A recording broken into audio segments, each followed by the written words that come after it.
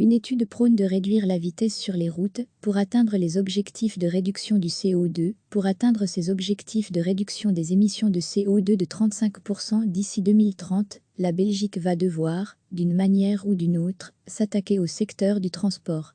Dans une étude divulguée par Le Soir, l'Institut du développement durable, IDD, recommande de réduire la vitesse maximale et ou d'instaurer une redevance kilométrique.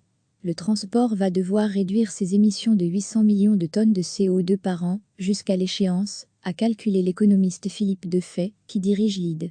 Cela correspond à 3% par an.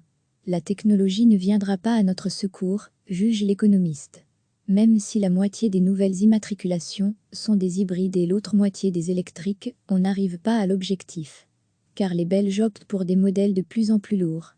À côté de solutions évidentes, comme la réduction du nombre de déplacements et ou des distances moyennes parcourues et la promotion des moyens de transport doux, l'économiste en préconise d'autres, moins flagrantes.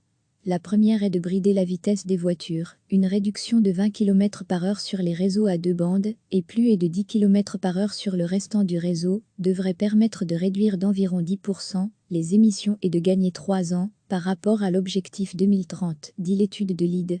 Une mesure qui ne nécessite pas d'investissement, qui aurait un effet immédiat. La seconde mesure est l'implémentation d'une redevance kilométrique intelligente sur le territoire, qui permettrait aussi de lutter contre les embouteillages.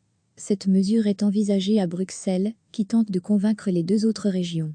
Recevez chaque matin l'essentiel de l'actualité.